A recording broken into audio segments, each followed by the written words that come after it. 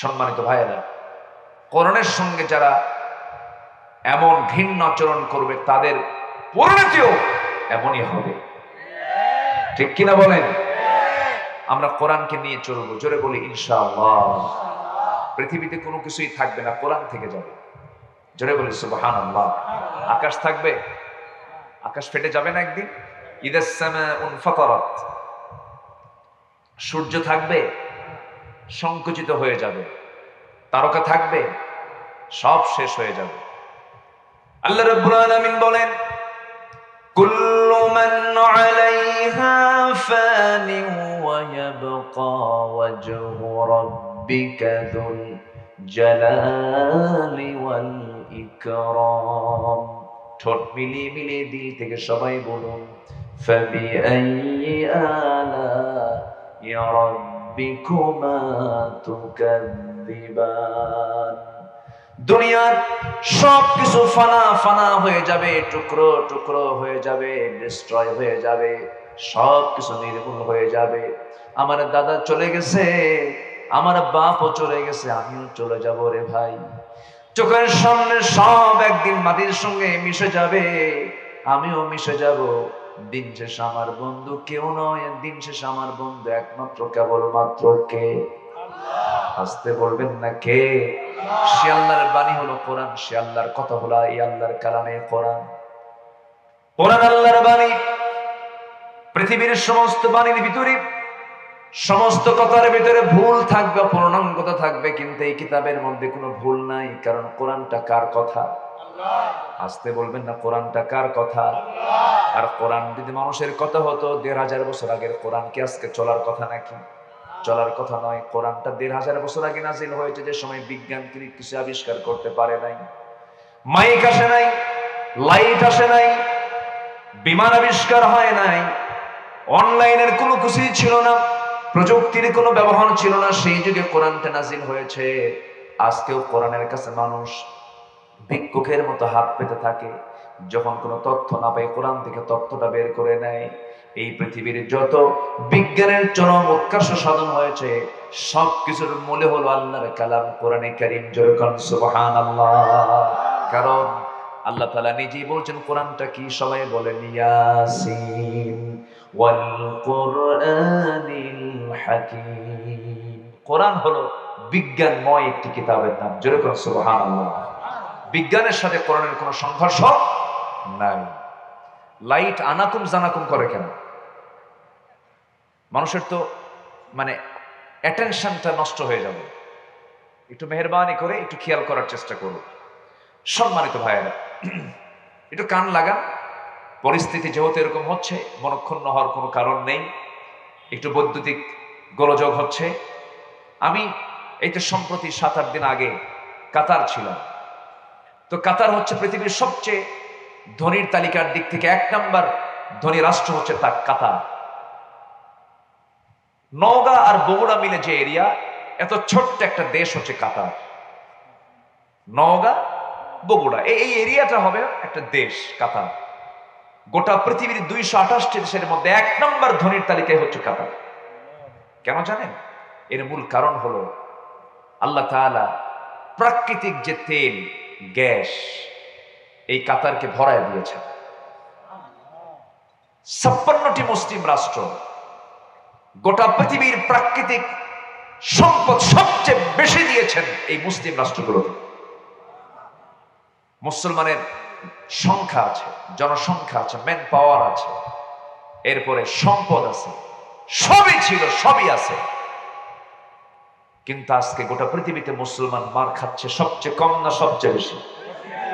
এর মূল কারণ কি জানেন? এর মূল কারণ হলো মুসলমান কোরআন থেকে কাছে না দূরে?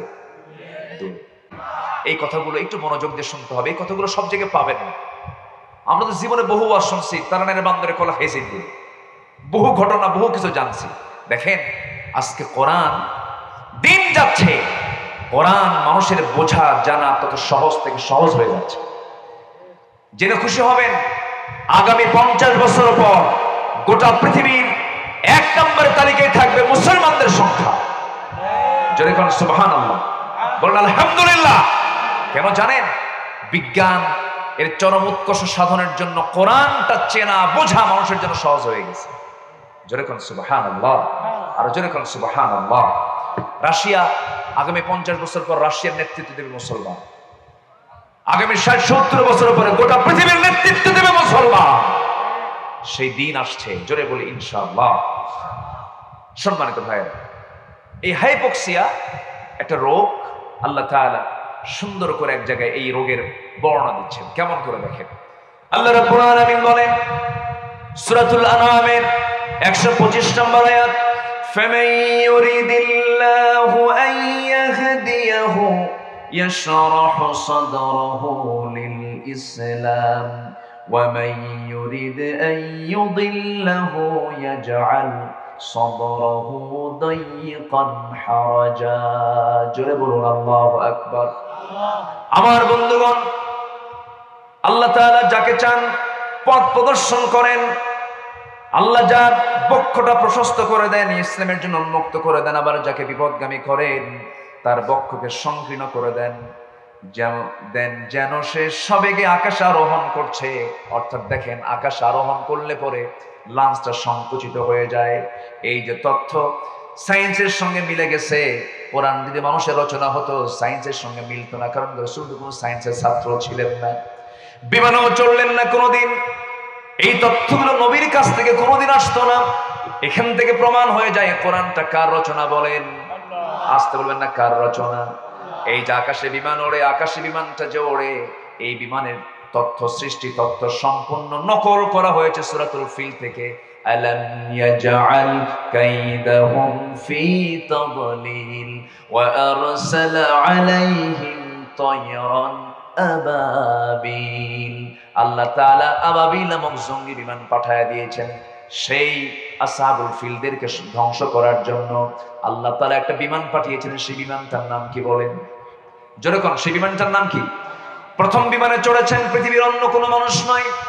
পৃথিবীর যে প্রথম বিমান যেটা আবিষ্কার হয়েছে, সেই বিমানে চড়েছেন একজন পয়গম্বর, তার নাম হলো সুলাইমান। তার নাম কি বলেন? সুলাইমান। তার বিমানটা ছিল সবচেয়ে দ্রুতগামী, এমন দ্রুতগামী যানবাহন, এমন দ্রুতগামী বিমান কিয়ামত পর্যন্ত কেউ আবিষ্কার করতে পারবে না। আল্লাহু আকবার বলেন। তিনি এক সকাল বিকালে গোটা দুনিয়া ঘুরে আসতেন। আল্লাহু আকবার বলেন। আর আমেরিকা থেকে বাংলাদেশে আসতে লাগে 24 ঘন্টা। আধুনিক যে কনকর্ড বিমান, আমেরিকা থেকে বাংলাদেশে আসতে লাগে কত ঘন্টা? 23 থেকে 24 ঘন্টা। আর সুলাইমান আজ থেকে 4000 বছর আগে গোটা মুলকিয়াত আল্লাহ তাআলা তার হাতে দিয়েছিলেন। গোটা দুনিয়া ঘুরতেন এক সকাল বিকালে। যেরকম সুবহানাল্লাহ। তিনি জিনের কথা বুঝতেন, পিঁপড়ার ভাষা বুঝতেন, ইফরিতকে ডাকতেন। অনেক লম্বা লম্বা কথা আছে না, বহু কথা আছে। তিনি পিঁপড়ার ভাষা বুঝতেন। পৃথিবীতে কোনো ভাষাবিদ এমন আছে পিঁপড়ার ভাষা বোঝে? পিঁপড়া কথা কয়, সেই পিঁপড়ার কথার আওয়াজটা তিনি শুনতে পেয়েছেন। আস্তে করে তুললেন হাতের মধ্যে, ইয়া আইয়াতুন নামলা, হে পিঁপড়া। সুন্দর করে কথা বলতেছে। কথা বলতে বলতেই মানে ফাতাবাসসামা দাহিকান, তার কথাটা শুনলেন এবং তিনি মুস্কি মুস্কি হাসি দিলেন। বলতেছে যে, হে পিঁপড়ার সকল সদস্যবৃন্দ, আমি তোমাদের রাজা বলছি, রানী বলছি, তাড়াতাড়ি তোমরা গর্তের মধ্যে ঢুকে যাও। সুলাইমানের বাহিনী আসতেছে, আমাদেরকে তাদের পদপৃষ্ঠে ফেলে আমাদেরকে ধ্বংস করে ফেলবে। হাতের মধ্যে তুলে তার কথাটা শুনলেন এবং মুস্কি মুস্কি হাসি মারলেন। এমন ভাষাবিদ, শুধু মানুষের ভাষা না, প্রাণীর ভাষাও তিনি বুঝতেন।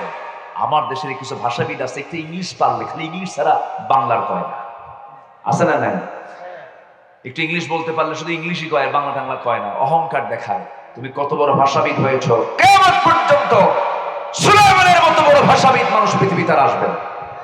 মানতিকাত তাইব, তিনি সকল প্রাণীর ভাষা বুঝতেন। এই পৃথিবীর সমস্ত আধুনিকতা, সমস্ত সভ্যতা নিয়ে এসেছেন আম্বিয়ে কেরাম। যদি আল্লাহু আকবার। আর আমার রাসূলকে সর্বশেষ যে কিতাব দেওয়া হয়েছে বিশ্ব মানবতাকে সভ্য করার জন্য, সেই কিতাবের নাম কি? কোরআন। সূরা কলম থেকে আমি আলোচনা শুরু করেছি। নুন, আল্লাহ তাআলা নুন দিয়ে শুরু করলেন। নুনের কোনো অর্থ পৃথিবীর কেউ বলতে পারবে না, কারণ এর অর্থ একমাত্র কে জানেন? আল্লাহ জানেন। এরপরে বলছেন ওয়াল কলম, কলমের কসম, যা দিয়ে লেখা হয়, যা দিয়ে কি হয়? লেখা হয়। লেখালেখির ক্ষেত্রে সতর্ক হওয়ার দরকার আছে না নাই? আসতে বলবেন না, আছে না নাই?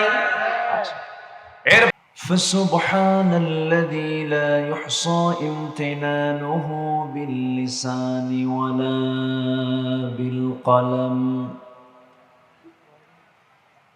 نشهد أن لا إله إلا الله وحده لا شريك له ونشهد أن سيدنا وحبيبنا ومولانا محمدا عبده ورسوله الذي أرسله بالحق بشيرا ونذيرا وداعيا إلى الله بإذنه وسراجا منيرا فقد قال الله تعالى في كلامه المجيد وفرقانه الحميد أعوذ بالله من الشيطان الرجيم بسم الله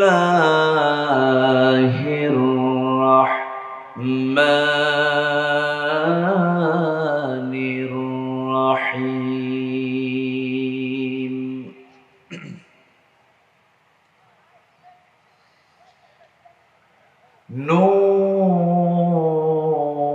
نون والقلم وما يسطرون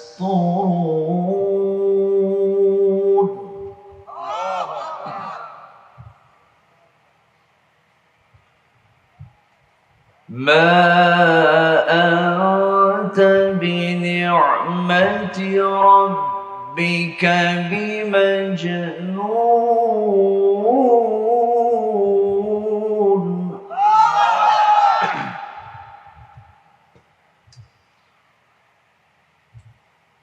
وإن لك لأجرا غير ممنون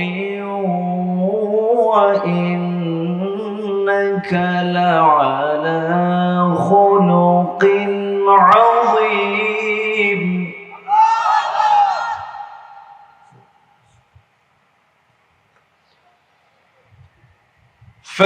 فستبصر ويبصرون بأيكم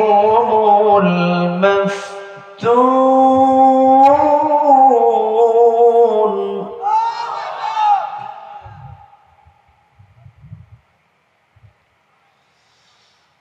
إن ربك هو أعلم بمن ضل عن سبيله وهو أعلم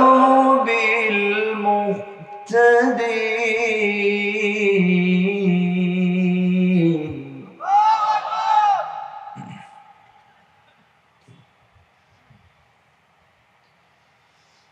الله أكبر بسم الله الرحمن الرحيم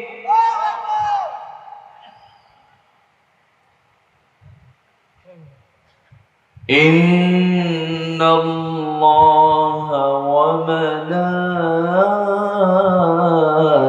وملائكته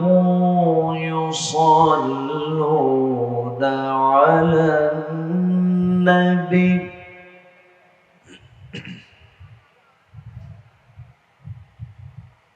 يا أيها الذين آمنوا صلوا عليه وسلموا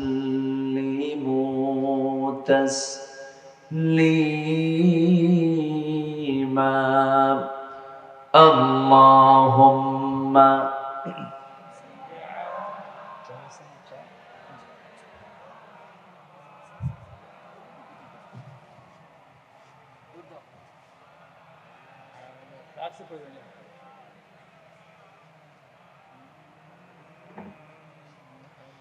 একটু মহব্বত দিয়ে নবীর প্রেমে মাতোয়ারা হয়ে জবান খুলে আওয়াজ দিয়ে সবাই বলুন আল্লাহুম্মা সাল্লি আলা।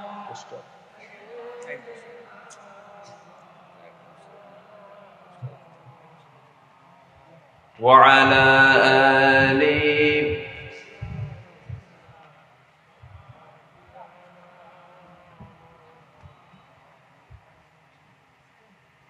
তাইফের কথা ভেবে কাঁদে শুধু দুনয়ন, এমন দরদি পেতে কাঁদে মন অনুক্ষণ, কাঁদে মন অনুক্ষণ। ওহুদে দাঁতহারা আহমদ যখন লোহ মাখা কিয়ামতে উঠবে তখন, জিহাদ না করে কিভাবে দেখাবে তুমি চাঁদ চেহারা রূপে ওয়াতুল।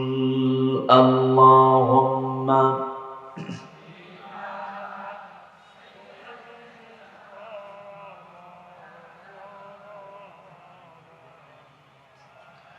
وعلى آله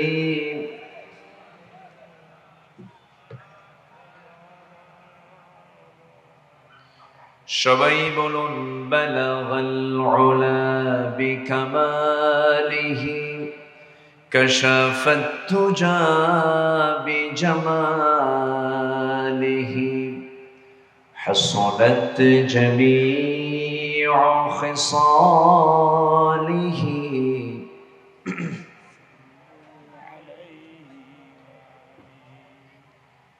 আরবের বুকে মক্কার পরে যেথায় মা আমিনার ঘর, খোদার রহমতে কৌসার হয়ে ঝরছে বারংবার।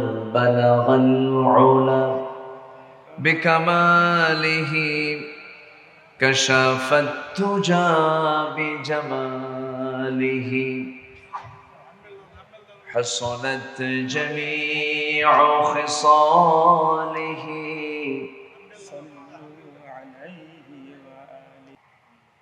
জাতির শ্রেষ্ঠ সন্তান শিক্ষক মণ্ডলী, জাতির বিবেক সাংবাদিক বৃন্দ, প্রশাসনের দায়িত্ব নিয়োজিত কর্মকর্তা বৃন্দ, সামনে উপস্থিত দূরে কাছে বিভিন্ন স্থান থেকে ছুটে আসা কালেমার ঝান্ডাবাহী, তাওহীদের পতাকাবাহী, দ্বীন ইসলামের নরসারদুল বীর মুজাহিদ, প্রাণ প্রিয় সম্মানিত দ্বীনী ভাইরা, আড়ালে বসে আছেন শ্রদ্ধেয়া সম্মানিতা সর্বগুণে গুণান্বিতা মা বোনেরা। আলোচনার সূচনায় আনুষ্ঠানিকতার মধ্য দিয়ে আমার পক্ষ থেকে আবারও দিল খোলা সালাম, আসসালামু আলাইকুম ওয়া রাহমাতুল্লাহি ওয়া বারাকাতুহু। সকলে কেমন আছেন? আলহামদুলিল্লাহ। উল্টা প্রশ্ন আমারও জানতে চাচ্ছেন। আল্লাহ তাআলা আমাকে আপনার হালই রেখেছেন, বলি আলহামদুলিল্লাহ। তবে গোটা দুনিয়া জুড়ে আজকে নির্যাতিত নিপীড়িত মানুষ যে শ্রেণীর বেশি, সেই শ্রেণী হলো আলেম ওলামা সমাজ, ঠিক কিনা? তবে ইমানদার যে ইমানের দাবি করবে, নির্যাতন নিপীড়ন তাকে কখনো হতাশ করতে পারে না। নির্যাতন যত বাড়বে, অত্যাচার যত বাড়বে, তখন ভাবতে হবে সামনে কোন একটা ভালো রেজাল্টের অপেক্ষায় আল্লাহ তাআলা আমাদেরকে রেখে দিয়েছে। শিশু যদি না কাঁদে, মা তার সন্তানকে দুধ দিতে প্রস্তুত হয় না।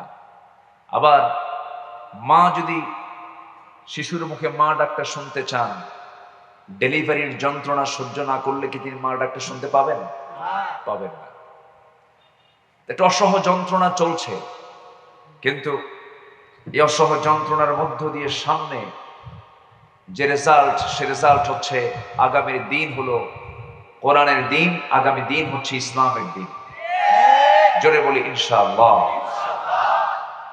সম্মানিত উপস্থিতি, সারাদিনের সকল ব্যস্ততাকে সম্পন্ন করে ক্লান্ত শ্রান্ত দেহটাকে স্বস্তি দেবার জন্য আমরা যখন বিছানার দিকে চলে যাব, ঠিক সেই মুহূর্তে আমরা বসে আছি কোরআনের টানে, জান্নাতের বাগানে। যে মনিব আমাকে আপনাকে এমন একটি সুন্দর আয়োজনে শামিল করলেন, শুকর আদায় করছি, মুহাব্বাতান বলে উঠছি আলহামদুলিল্লাহ।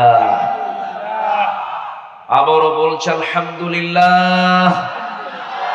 চিৎকার মেরে বলছি আল্লাহুম্মা ইন্নী আসআলুকা আল হুদা ওয়াত তুকা ওয়াল আফাফা ওয়াল গিনা।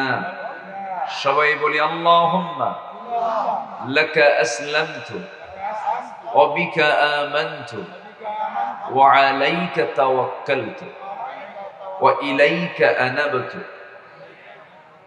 আমরা আল্লাহ তাআলার শুকর আদায় করে নিলাম। সম্মানিত হাজিরিন, আওয়াজ কি হয়?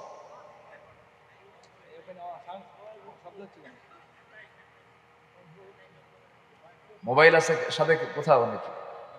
হ্যাঁ,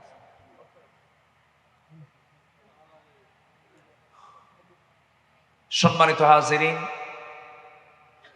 এই মাহফিলটা নির্দিষ্ট দিন ছিল 24শে সেপ্টেম্বর, না 24শে সেপ্টেম্বর ছিল। প্রাকৃতিক কারণ, প্রতিকূল আবহাওয়ার কারণে, প্রতিকূল আমরা বলি কিন্তু আসলে এটাই অনুকূল, ঠিক আছে না? প্রতিকূল বললে এটা কেমন যেন একটা দোষারোপ দোষারোপ ভাব হয়। প্রাকৃতিক দুর্যোগ এটা বলাও ঠিক না। বৃষ্টি নাজিল করেন কে? আল্লাহ। আসতে বলবেন না কে? আল্লাহ। আল্লাহ তাআলা। তো আমি মাহফিল কমিটিকে বলেছি, মাহফিলের দিন বরাদ্দ হয় একদিনের জন্য, আর আল্লাহ তাআলা আপনাদের জন্য বরাদ্দ করেছেন 2 দিন। ঠিক আছে না? মাহফিল হলেই যে সফল হলো তা তো না, আল্লাহ আপনাদের নিয়ত তো দেখছেন।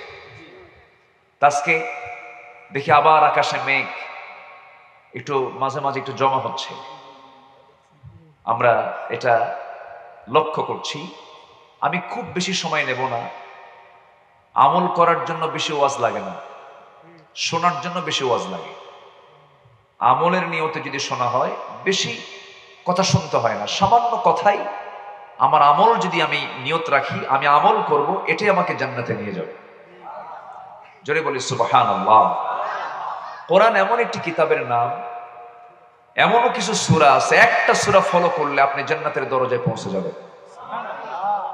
বেশি কিছু লাগে না তো। আমি নাতে দীর্ঘ কিছু কথা বলতে চাচ্ছি, আমাকে সময় দেওয়া যাবে কি?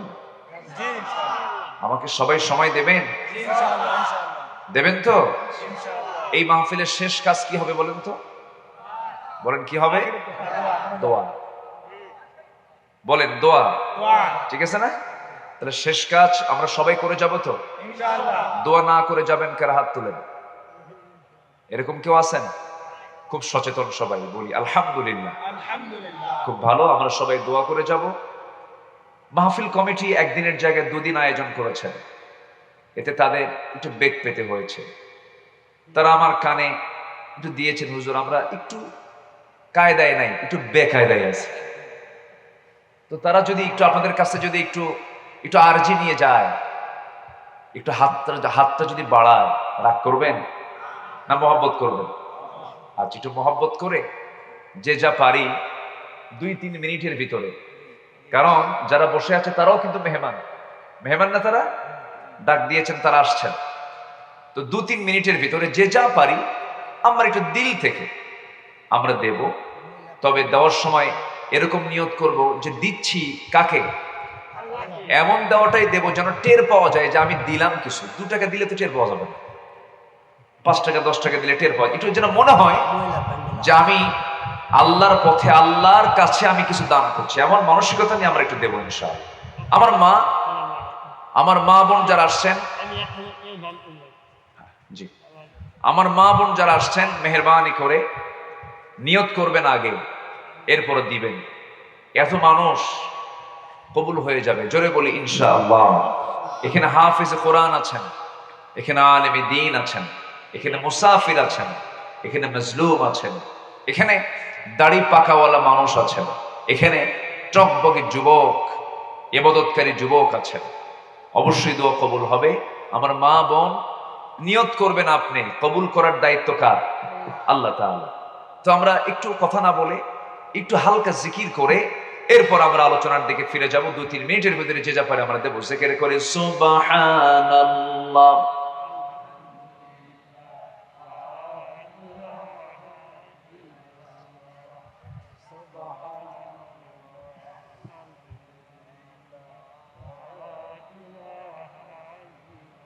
সুবহানাল্লাহ, আলহামদুলিল্লাহ,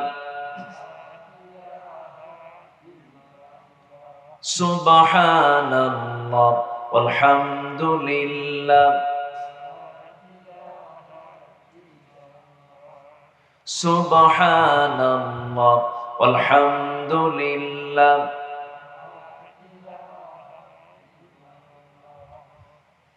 ব্যাগগুলো কই গেল? পিছন দিয়ে আবার দৌড় মারলো না তো? হ্যাঁ, কমিটির লোক তো।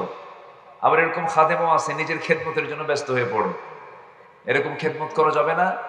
এটাকে আমানত মনে করে ব্যাগগুলো মাহফিল কর্তৃপক্ষের নির্দিষ্ট ব্যক্তির কাছে এটা আমানত মনে করে জমা দিন। এটা আমরা আখেরাতে আমরা আবার নিয়ে নেব। জোরে বলি ইনশাআল্লাহ। আখেরাত আছে না নাই? আমাদের সবচেয়ে বড় সাহস হচ্ছে আখেরাত। দুনিয়াতে কোনো বিচার না পেলে আমরা আখেরাতে বিচার পাবো। জোরে বলি ইনশাআল্লাহ। এটাই আমাদের সান্ত্বনা। তো আমরা যে যতটুকু দিতে পেরেছি, আল্লাহ তুমি সবার দানকে সাইয়েদনা আবু বকরের দানের সঙ্গে তুমি আল্লাহ কবুল করে নাও। জোরে বলি আল্লাহুম্মা আমিন। আমি আর লম্বা সময় এখানে দিতে পারবো না। আমার আগের মেহমানিনের মূলত এটা দায়িত্ব ছিল, তা আমাকে একটু বলা হয়েছে। মাহফিল তো এদেশের মানুষের শ্রমের টাকা, লাউ বেচা, কদু বেচার টাকা দিয়ে মাহফিলগুলো করা হয়। আবার এই মাহফিল বন্ধ করার জন্য কিছু দুষ্ট চক্র আছে না? আসতে বলবেন না, আছে না নাই? কোরআন তারাই বন্ধ করতে চায় যারা কোরআনের বিরুদ্ধে অবস্থান নেয়। একজন ইমানদার কখনো কোরআনের আলোচনাকে কখনো বন্ধ রাখার এমন দুঃসাহস আনতে পারে না। তবে কোরআনের আলোচনা, কোরআন শোনার ক্ষেত্রে বাধা দেওয়া এটা আজকের নতুন নয়। প্রথম বাধা দিয়েছিল আবু জেহেল। প্রথম বাধা দিয়েছিল কে? কোরআনের সে বক্তব্য আছে না নাই? কেন বাধা দিয়েছিল জানেন? সে কোরআনটা বুঝেছিল। আপনি যদি বিরোধিতা করতে চান, এই জন্য বিরোধিতা করার জন্য এলেমের দরকার আছে না নাই? আবু জেহেল কোরআনটা খুব ভালোভাবে বুঝেছিল। ফার্স্ট টু লাস্ট সে শুনতো, তাও কার কণ্ঠে জানেন? মুহাম্মদ সাল্লাল্লাহু আলাইহি ওয়াসাল্লামের কণ্ঠে সে তেলাওয়াতগুলো শুনতো। আমার নবীজি তেলাওয়াত করতেন, আল্লাহর কালাম কত সুন্দর, আর যার উপরে নাজিল হয়েছে তার তেলাওয়াতটাও কত সুন্দর। সেই সুন্দর তেলাওয়াত যখন আবু জেহেল রাতের আধারে রাসূল যখন তেলাওয়াত করতেন, নামাজে যখন তেলাওয়াত করতেন বসে বসে, আবু জেহেল আমার নবীর ঘরের কোনায় গিয়ে লুকায়া লুকায়া তেলাওয়াত শুনতো। গোটা রাত চলে যেত, বসার সুযোগ পেত না। কারণ কোরআন তেমন একটি কিতাবের নাম, কোরআন যে বুঝবে এটার আকর্ষণে সে পড়ে যাবে। ঈমান আনা আর না আনা বিষয়টা ভিন্ন, কিন্তু কোরআনের সৌন্দর্য দিয়েছেন কে? আসতে বলবেন না কে? আবু জেহেল কোরআন শোনার পরে সে চূড়ান্ত সিদ্ধান্ত নিয়ে নিল। সে মনে মনে চিন্তা করলো, যদি এই মক্কার কুরাইশদের হাতে হাতে যদি কোরআনটা চলে যায়, তাদের কানে কানে যদি কোরআন তেলাওয়াতটা চলে যায়, আবু জাহেল আমার সমস্ত নেতৃত্ব সব বুমেরাং হয়ে যাবে, বানচাল হয়ে যাবে। সে আইন পাশ করলো কি? আল্লাহ তাআলা তাও জানিয়ে দিয়েছেন, وقال الذين كفروا لا تسمعوا لهذا القرآن والغوا فيه لعلكم تغلبون। জোরে বলুন আল্লাহু আকবার। কাফেররা বলে ফেললো, কোরআন শুনতে যেও না, কোরআন শোনা থেকে তোমরা বিরত থাকো, তোমরাই বিজয়ী হয়ে যাবে। আর আমার আল্লাহর পরামর্শ হলো, وَإِذَا تُلِيَتْ عَلَيْهِمْ آيَاتُهُ زَادَتْهُمْ إِيمَانًا وَعَلَى رَبِّهِمْ يَتَوَكَّلُونَ। জোরে বলুন আল্লাহু আকবার। কোরআন যখন শুনে বান্দা ঈমান যদি একটু নড়বড় থাকে, ঈমান যদি একটু দুর্বল থেকে থাকে, কোরআন শোনার সঙ্গে সঙ্গে তার ঈমানটা এক গুণ নয়, দ্বিগুণ নয়, ডাবল ডাবল ঈমান বৃদ্ধি পেয়ে যায় কোরআন শোনার কারণে। এই জন্য আমরা কোরআন শুনবো বেশি না কম? কোরআন শুনবো বেশি, গান শুনবো। গান শুনবেন? গান শোনা যাবে? মেঘের ডাকাটা কি হচ্ছে না? মেঘের ডাকাটা কি? আমি কি দোয়া করে দেব নাকি? আচ্ছা আচ্ছা, মেঘের ডাকাটাকে কি বিপদ? আসতে পারে, এটা কি বিপদ? কিন্তু দৌড়ান কেন? দৌড়ান যাবে না আজকে, আমরা দৌড়াবো না। এখানে আমরা বসে আছি, শোনেন আমি বলি, একটা ক্লাস যখন শুরু হয়, আমি ভাঙ্গাচোরা মানুষ, এলেম কালাম তেমন কিছু নাই, মানুষ ডাকে আসি, সুবহানাকা লা ইলমা লানা ইল্লা মা আল্লামতানা। কোন এলেম কালাম নাই, মূলত এলেমটা কার? আসতে বলবেন না, কার? যারা এলেম নিয়ে বড়াই করে মূর্খ, ঠিক কিনা? এলেম নিয়ে বড়াই করা ব্যক্তিটা কি? মূর্খ। আসলে সে এলেম অর্জন করতে পারে না। আমি এখানে বসে আছি, আপনি সামনে বসে আছেন, এমনও আছেন সামনে, আমার বিশ্বাস আমাকে সকাল সন্ধ্যা পড়াতে পারবে এমন বিচক্ষণ মানুষ এখানে আছেন। অনেক কলেজের প্রফেসর আছেন। আমি গত কয়েকদিন আগে মালয়েশিয়াতে আমার একটা প্রোগ্রাম ছিল, মালয়েশিয়া, কাতার, তারপরে দুবাই, মালদ্বীপ, কয়েকটা দেশ সফর ছিল আমার।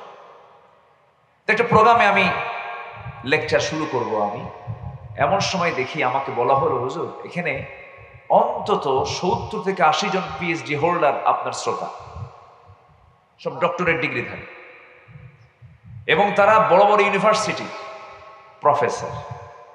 তো বললাম যে আমি এত বড় উচ্চ শিক্ষিত লোকদের সামনে আমি কথা বলবো কেমন? হুজুর সমস্যা নেই, সবাই আপনার ভক্ত।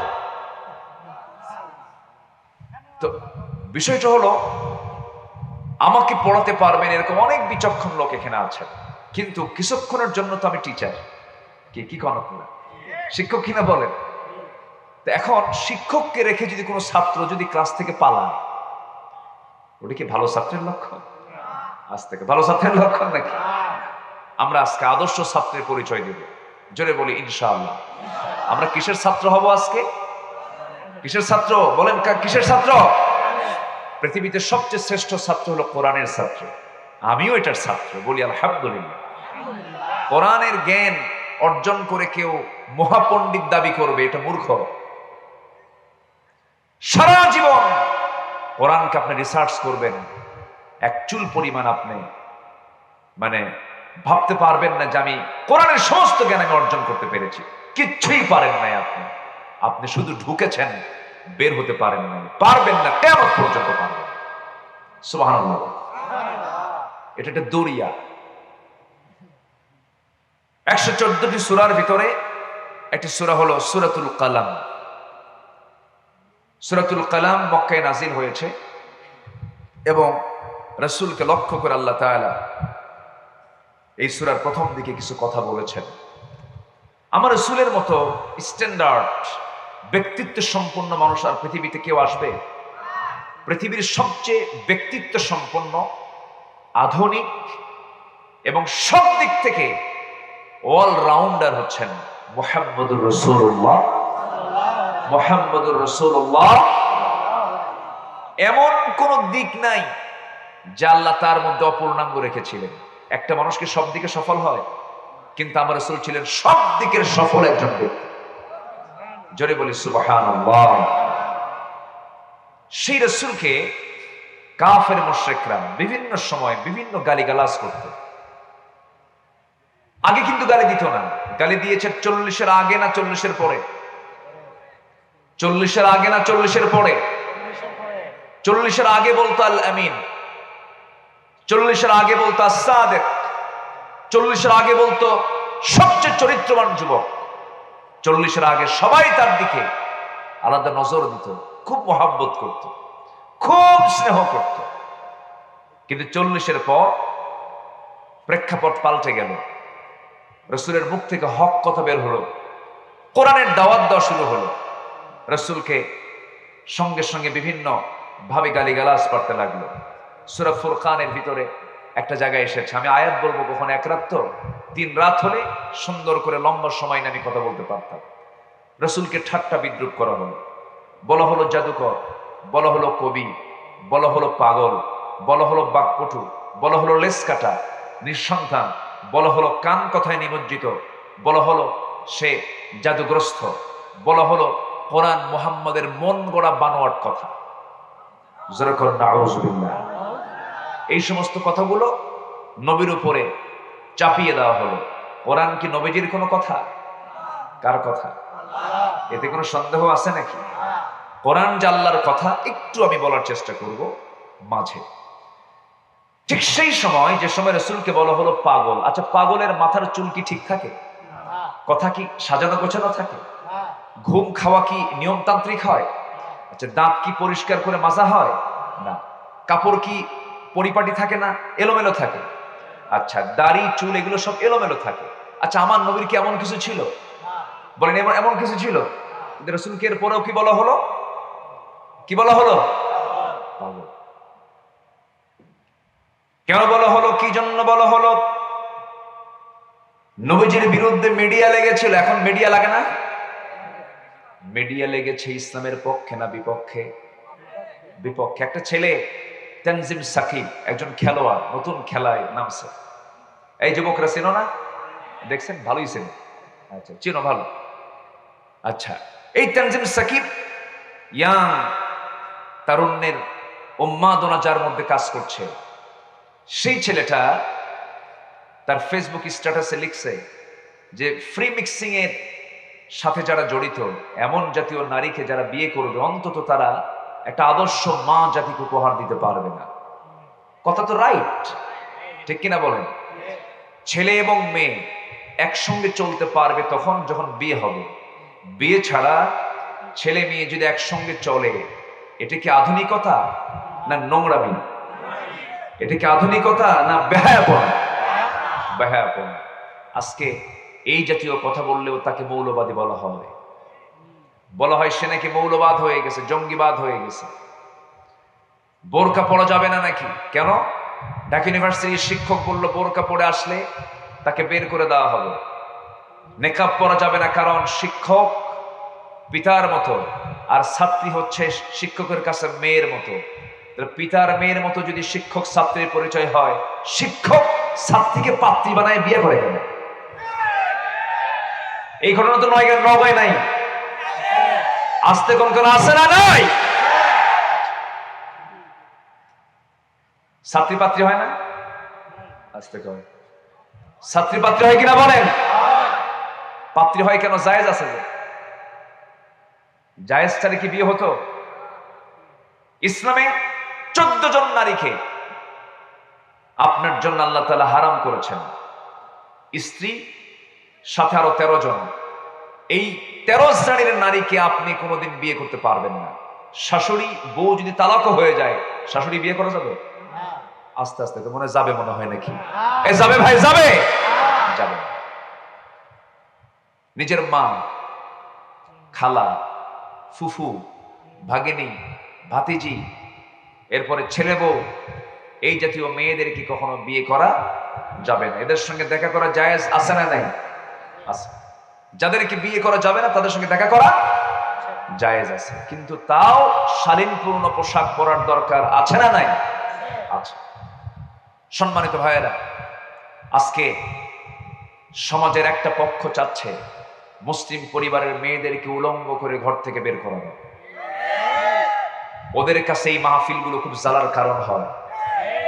ওরা নাটক করতে পারে না, ওরা বিচিত্রা করতে পারে না, ওরা আরো কি কয়, কি করে, যাত্রা করতে পারে না। ওরা বলে যাত্রা দেশ থেকে বন্ধ হলো, তাফসির মাহফিল বেড়ে গেল। এ তো আমার দেশের সংস্কৃতির বিরুদ্ধে একটা অবস্থান হয়ে যাচ্ছে, দেশ জাতি ধ্বংস হয়ে যাচ্ছে। কোরআনের মাহফিল হলে জাতি ধ্বংস হয়, জাতি ধ্বংস হয়। আমার ভাইয়েরা, ঠিক আজ থেকে ১৫০০ বছর আগেও একটা মহল চেয়েছিল নবীজির দাওয়াতে দ্বীনকে বন্ধ করার জন্য, স্তব্ধ করে দেওয়ার জন্য, কোরআনটাকে নির্মূল করার জন্য। কিন্তু কোরআন তো কেউ নির্মূল করতে পারবে না, কারণ কোরআনকে যে নির্মূল করতে আসবে সে নিজেই নির্মূল হয়ে যাবে। আবু জেহেল নির্মূল হয়ে গেছে। আবু জেহেলের বাড়ি এখন আন্তর্জাতিক পায়খানা। তার বাড়ি কিন্তু ভালো জায়গায়, একদম কাবা শরীফের পাশাপাশি, নবীর ঘরের সঙ্গেই ঘর হচ্ছে আবু জেহেলের ঘর, আন্তর্জাতিক ইন্টারন্যাশনাল টয়লেট। এক পাকিস্তানি হাজি, আজ থেকে কত হবে, 2009 সাল, এখন তো 2023 সাল, 13-16 বছর আগে আমি প্রথম হজে যাই। 2009 সাল আমি প্রথমবার তো জোশে জোশে সব দেখতেছি, তো ভাবলাম যে আবু জেহেলের বাড়ি কোনটা, তো বলতেছে যে এই পায়খানাটা আবু জেহেলের বাড়ি। তো ভিতরে ঢুকলাম, ঢুকে দাঁড়ায় দেখতেছি ওখানে আবার টয়লেটগুলো আবার এসি, মানে সেখানে এসি লাগানো আছে, অনেক পরিচ্ছন্ন পরিবেশ, কিন্তু টয়লেট। দেখ, পাকিস্তানি হাজি দেখি মানে সেনাবাহিনীর মতো মহড়া দিচ্ছে ভিতরে। তো বললাম যে আপনি এরকম করে মহড়া দিচ্ছেন কেন? তো ভাই একটু সাইজ করতে আসছে। কি কথা কেউ শুনতেছেন আপনারা? সাইজ করতে, সাইজ মানে আবু জেহেলরা সাইজ করে। কি হলো, বিদ্যুৎ চলে গেছে না, মনে লাইন লুজ কানেকশন হয়েছে, মনে হয় বিদ্যুৎ গেছে না, দেখি আবার আসুক। আচ্ছা আচ্ছা। তো এক পর্যায়ে উনি আমাকে বোঝাতে চাচ্ছেন যে আমি আসছি সেই সুদূর পাকিস্তান থেকে, অন্তত আবু জেহেল তো তাজা নাই, মরে গেছে, কিন্তু ওকে একটু সাইজ করে থুয়ে দেয়। সম্মানিত ভাইয়েরা, কোরআনের সঙ্গে যারা এমন ঘৃণ্য আচরণ করবে তাদের পরিণতিও এমনই হবে, ঠিক কিনা বলেন? আমরা কোরআনকে নিয়ে চলবো, জোরে বলি ইনশাআল্লাহ। পৃথিবীতে কোনো কিছুই থাকবে না, কোরআন থেকে যাবে, জোরে বলি সুবহানাল্লাহ। আকাশ থাকবে, আকাশ ফেটে যাবে না একদিন। ইদাস সামাউ ইনফাতারাত, সূর্য থাকবে, সংকুচিত হয়ে যাবে। তারকা থাকবে, সব শেষ হয়ে যাবে। আল্লাহ রাব্বুল আলামিন বলেন, কুল্লু মান আলাইহা ফানি ওয়া ইয়াবকা ওয়াজহু রাব্বিকা যুল জালালি ওয়াল ইকরাম। ঠোঁট মিলিয়ে মিলিয়ে দিল থেকে সবাই বলুন, ফাবিআইয়ি আলাই রাব্বিকুমা তুকাযযিবান। দুনিয়ার সবকিছু ফানা ফানা হয়ে যাবে, টুকরো টুকরো হয়ে যাবে, ডিস্ট্রয় হয়ে যাবে, সবকিছু নির্মূল হয়ে যাবে। আমার দাদা চলে গেছে, আমার বাপও চলে গেছে, আমিও চলে যাব রে ভাই। চোখের সামনে সব একদিন মাটির সঙ্গে মিশে যাবে, আমিও মিশে যাব। দিন শেষে আমার বন্ধু কেউ নয়, দিন শেষে আমার বন্ধু একমাত্র কেবলমাত্র কে? আসতে বলবেন না কে? সে আল্লাহর বাণী হলো কোরআন, সে আল্লাহর কথা হলো এই আল্লাহর কালামে কোরআন। কোরআন আল্লাহর বাণী। পৃথিবীর সমস্ত বাণীর ভিতরে, সমস্ত কথার ভিতরে ভুল থাকবে, অপূর্ণাঙ্গতা থাকবে, কিন্তু এই কিতাবের মধ্যে কোনো ভুল নাই, কারণ কোরআনটা কার কথা? আসতে বলবেন না, কোরআনটা কার কথা? আর কোরআন যদি মানুষের কথা হতো, ১৫০০ বছর আগের কোরআন কি আজকে চলার কথা নাকি? চলার কথা নয়। কোরআনটা ১৫০০ বছর আগে নাজিল হয়েছে, যে সময় বিজ্ঞান কিছু আবিষ্কার করতে পারে নাই, মাইক আসে নাই, লাইট আসে নাই, বিমান আবিষ্কার হয় নাই, অনলাইনের কোনো কিছুই ছিল না, প্রযুক্তির কোনো ব্যবহার ছিল না, সেই যুগে কোরআনটা নাজিল হয়েছে। আজকেও কোরআনের কাছে মানুষ ভিক্ষুকের মতো হাত পেতে থাকে, যখন কোনো তথ্য না পায় কোরআন থেকে তথ্যটা বের করে নেয়।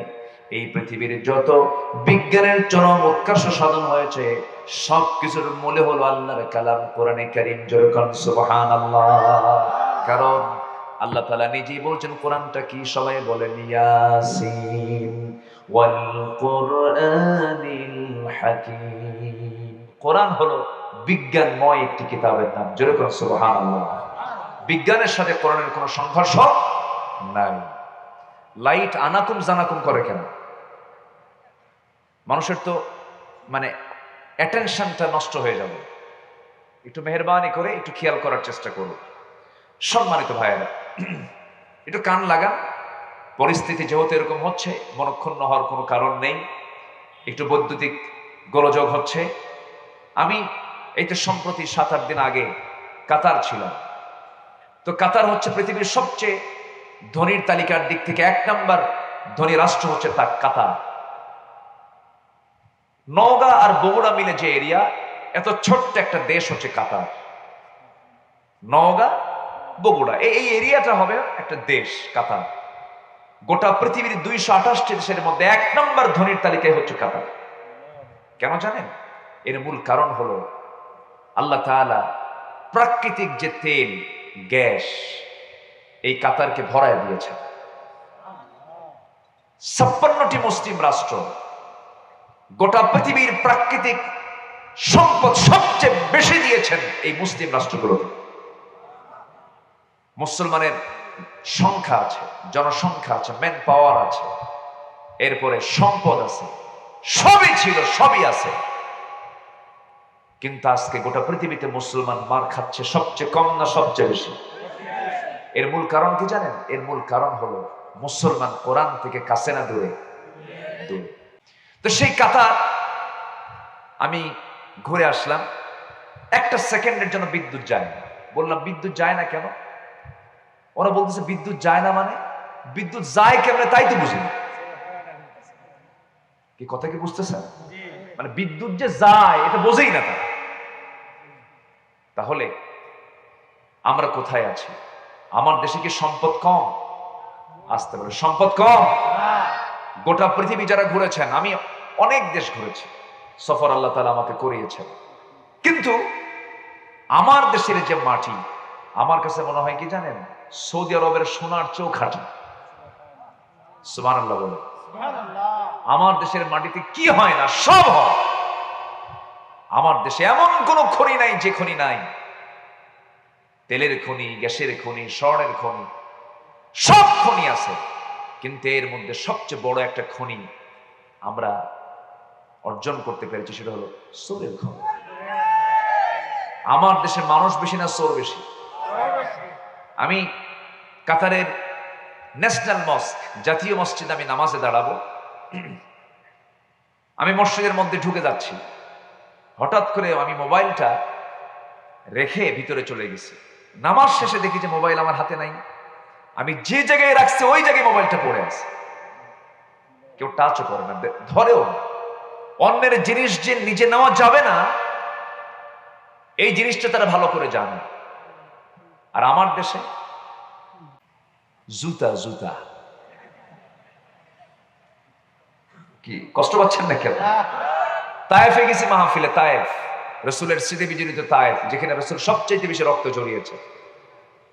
মাহফিল শুরু হলো, মাগরিব থেকে এশা পর্যন্ত কথা বললাম। এশার পরে শুনলাম একজনের জুতা চুরি হয়েছে। তো ভাবলাম এই দেশেও জুতা চোর আছে। পরে জুতা চোর ধরা পড়ছে, মেড ইন বাংলাদেশ। কথা কি বুঝতেছে? আমার দেশের মানুষ কত বড় চোর! পায়ের নিচে যেটা থাকে এটাও থাকে না, এটাও চুরি হয়ে যায়। আমার দেশের মানুষ দেশকে এত ভালোবাসে, 21 লক্ষ কোটি টাকা দেশ থেকে পাচার করছে। যারা দেশের টাকা বিদেশে পাচার করে তারা তাদের মুখে দেশের স্বাধীনতার বক্তব্য মানায় না, ঠিক কিনা? দেশের সম্পদ দেশ থেকে পাচার করবা কেন? কষ্ট পাচ্ছেন মনে হয়। দেশকে ভালোবাসার দরকার আছে না নাই? আমার মার পেট থেকে জন্ম হয়েছে এই মাটিতে, বুকের তাজা রক্ত বিলিয়ে দেব দেশের স্বাধীনতার বিরুদ্ধে ষড়যন্ত্রকারীকে আমরা রুখে দাঁড়াবো। জোরে বলি ইনশাআল্লাহ, আর জোরে বলি ইনশাআল্লাহ। দেশকে কারা ভালোবাসে আর কারা ভালোবাসে না আমাদের শত্রু যারা তারা ভালো করে জানে। আমাদের প্রতিবেশী দেশ সহ আরো দেশ আছে না? আচ্ছা, ওরা জানে এই দেশের কোন শ্রেণীরা এই দেশকে বেশি ভালোবাসে। ওরা জানে। আকলমান দিশারা বাসাত, সচেতন ব্যক্তির জন্য ইঙ্গিতটাই যথেষ্ট, বুঝে নেন। সম্মানিত ভাইয়েরা, একটু মন লাগাতে হবে, দিল থেকে বোঝার চেষ্টা করতে হবে। আমি কোন সূরা থেকে যেন কথা শুরু করেছি বলেন তো? কালাম। বলেন তো কি কোন সূরা? বলেন কি, এটার নাম কি? কালাম। সূরাতুল কালাম থেকে আমি শুরু করেছি। এই কলমের দাম আছে না নাই? কলমের খোঁচা দিয়া কত নিরপরাধ মজলুম আলেমদের বিরুদ্ধে কত রায় দেওয়া হচ্ছে। আস্তে কোন কেন, জোরে কোন, ঠিক কিনা? মিশরের সৈয়দ কুতুবকে শহীদ করে দেওয়া হলো। কাতারে শুয়ে আছেন যুগশ্রেষ্ঠ আলেমে দ্বীন মরহুম মকবুর ডক্টর ইউসুফ আল কারদাভি। আধুনিক বিশ্বের সবচেয়ে বড় ইসলামী চিন্তাবিদ তিনি ছিলেন। আমি তার মাকবারা জিয়ারা করে এসেছি। তাকে দেশ থেকে বিতাড়িত করা হয়েছে। ডক্টর আব্দুল করিম জাকির নায়েক, নাম শুনেছেন তো? তাকে দেশ থেকে বিতাড়িত করা হয়েছে। তিনি আজকে নির্বাসিত জীবন যাপন করছেন। হকের দাওয়াত দিতে গেলে এমন জীবনই আসবে। আসতে বলবেন না, জোরে বলেন ঠিক কিনা? একই দাওয়াত, কেউ পায় পোলাও কোরমা। একই দাওয়াত, কেউ পায় গলায় ফাঁসির রশি। সবার দাওয়াত কি একরকম? আসতে কমেন, সবার দাওয়াত কি একরকম? একরকম নয়। কোরআন কার কথা? আসতে বলবেন না, কার কথা? কোন সন্দেহ আছে? আকাশে মেঘ দিয়েছেন কে? মেঘের ওজন আছে না নাই? মেঘের গর্জন আছে না নাই? দেখেন না, গর্জন মারলে আমরা নড়ে উঠি না? এটা কার ক্ষমতা? যারা বিমানে চড়েছেন, বিমানের প্যাসেঞ্জার হয়ে আপনি যদি জানালার পাশে থাকেন, মনে হবে আল্লাহ তুমি কত মহান। বিশাল একটা মেঘের একটা বিশাল, মানে কি বলে এটা, বিশাল অঞ্চল জুড়ে শুধু মেঘ আর মেঘ।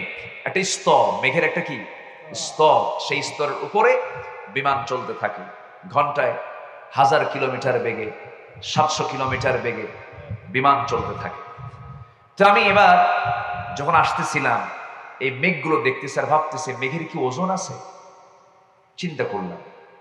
তো হঠাৎ করে আমার একটা আয়াত মনে হলো, সে আয়াতটাও মিলালাম। আবার এইদিকে বিজ্ঞান বলতেছে কিউমুলাস নামে একটা মেঘ আছে। কিউমুলাস মেঘের ওজনটা হলো প্রায় 200 টন। বড় মেঘ বা কিউমুলিনিম্বাস মেঘের ওজন প্রায় 10 লক্ষ টন পর্যন্ত আছে। তাহলে মেঘেরও একটা ওজন আছে না নাই? আচ্ছা, তাহলে বিজ্ঞান আজকে প্রমাণ করছে। আর কোরআন সূরা রাদের ভিতরে আল্লাহ তাআলা বহু আগে জানিয়ে দিয়েছেন যে মেঘের একটা নির্দিষ্ট ওজন আছে। যেরকম সুবহানাল্লাহ, এই 200 টন 10 লক্ষ টন ওজনের এই মেঘমালা আকাশে ভাসিয়ে বেড়ায় নিচ্ছেন তিনি কে? আল্লাহ। কার জন্য? দেখছেন কি আস্তে আস্তে, এই কার জন্য? আমাদের জন্য।